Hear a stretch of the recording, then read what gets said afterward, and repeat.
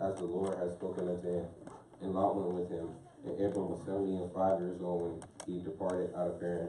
And Abram took Sarai his wife, and Lot his brother's son, and all their substance that they had gathered, and the souls that they had gotten in Haran, and they went forth to go into the land of Canaan, and into the land of Canaan they came. Now, God told Abraham to leave his homeland of Haran and go to a land that he had no idea about, which was Canaan. He left his family's house, his father's house, and he brought Lot's wife, and his wife Sarah, who was at the time named Sarai.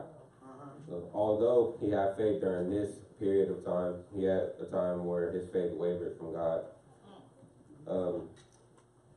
This time was Genesis chapter 17, verses 15 through 17. God said he would fulfill his covenant and give Abraham a son. But verse 17 says, Abraham laughed at God's proclamation, and so did Sarah when she overheard him talking.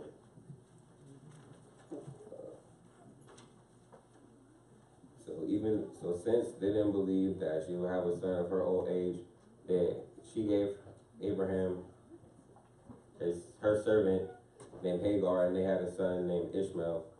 But Ishmael is not the child that God promised. So even though Abraham sinned against God, God still held up his covenant and gave Sarah a son of her old age and named him Isaac, which means laughter.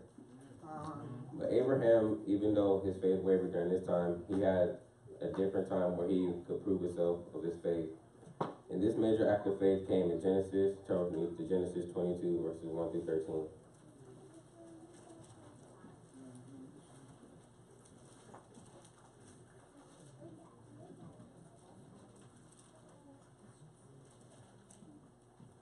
And it reads, And it came to pass after these things that God did tempt Abraham and said unto him, Abraham, and he said, Behold, here I am.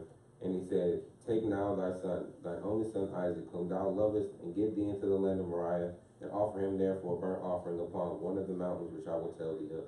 And Abraham rose up, and early in the morning he saddled his donkey, and took 2 of his young men with him, and Isaac his son, and clave the wood for the burnt offering, and rose up, and went unto the place of which God told him. Then on the 3rd day Abraham lifted up his eyes and saw the place afar off. And Abraham said unto his young man, Abide here with the donkey, and I and the lad will go yonder and worship, and come again to you. And Abraham took the wood of the burnt offering, and laid it upon Isaac his son, and he took the fire in his hand and the knife, and they went both of them together. And Isaac spake unto Abraham his father, and said, My father. And he said, Here I am, son. And he said, Behold, the fire and the wood, but where is the lamb for a burnt offering? And Abraham said, My son, God will provide himself a lamb for a burnt offering. So they both went with them together. And they came to the place which God had told him of. And Abram built an altar there, and laid the wood in wonder, and bound Isaac his son, and laid him on the altar upon the wood. And Abraham stretched forth his hand, and took the knife to slay his son. And the angel of the Lord called unto him out of heaven, and said, Abraham, Abraham. And he said, Here I am. And he said, Lay not thy hand upon thy lad, neither do thou anything unto him, for now I know that thou fearest God, seeing thou hast not withheld thy son, thy only son, from me.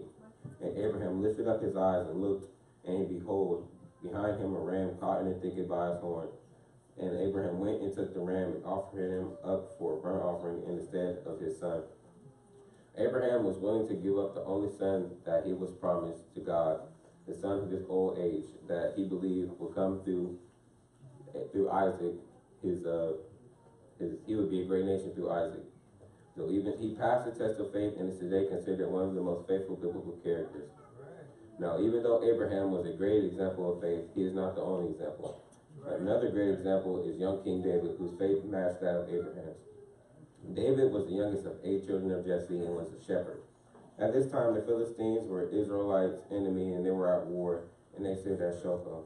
Out of them was a champion named Goliath, who stood at 9 feet and 9 inches. And he said, Choose their best warrior, and they would battle one-on-one. As he persisted day after day, no one would challenge him. So teenage David heard of Goliath's challenge of taking food to his elder brothers. And David wanted to take Goliath up on his battle offer and told King Saul about it. Turn with me to 1 Samuel chapter 17, verses 32 to 37.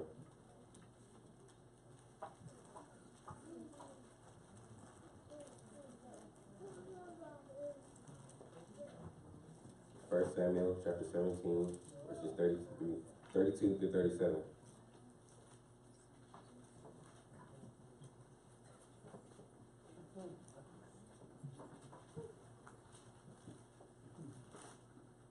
And it reads, And David said to Saul, Let no man's heart fail because of him, thy servant will go and fight with this Philistine.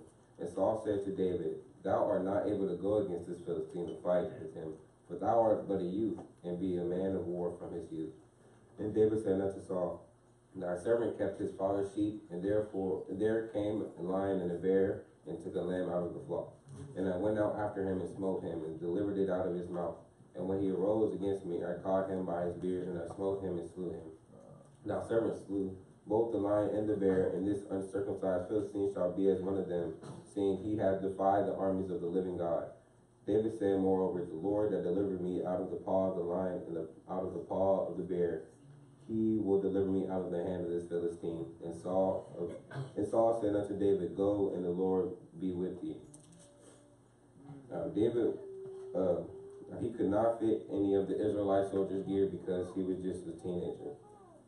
So instead of holding a sword and having the gear, he took 5 smooth stones and put them in a pouch, and he chose a sling. As David came, he held his sling. He held his sling and drew a stone and fired it at Goliath's head when they met at Shilpa the next day. He could kill Goliath and took his sword and cut his head off.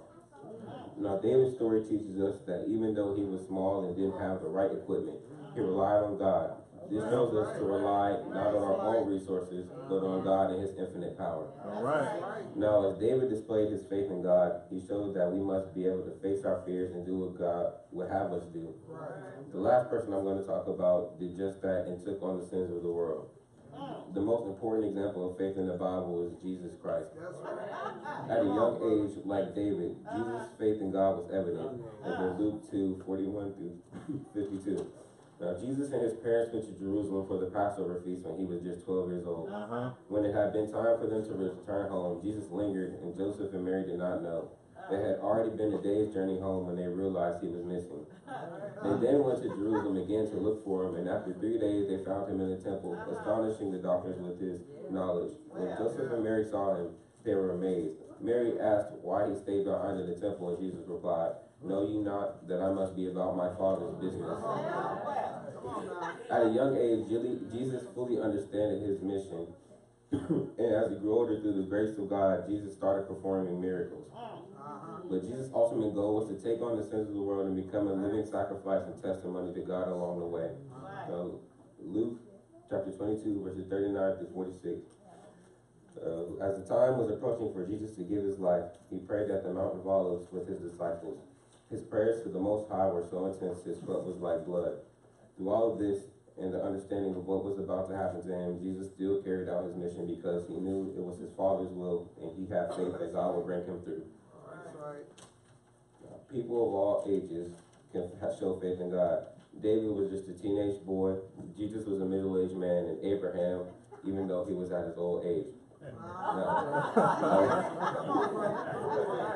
A lot of people think that just because they say they believe in God, they can ask God for whatever they want and receive it. This is obviously not true. You must do according to what God told us to do to show your faith, which goes back to James 2:20. Faith without works is dead. We as Christians must act upon what we say we believe and do the will of God. That's right. Just as Jesus did. We must do so to our maximum abilities, and then and only then will we have our desires fulfilled. So 1 Corinthians 4:2 says that that we must, as stewards, be found faithful. Now this. All right, come on, brother.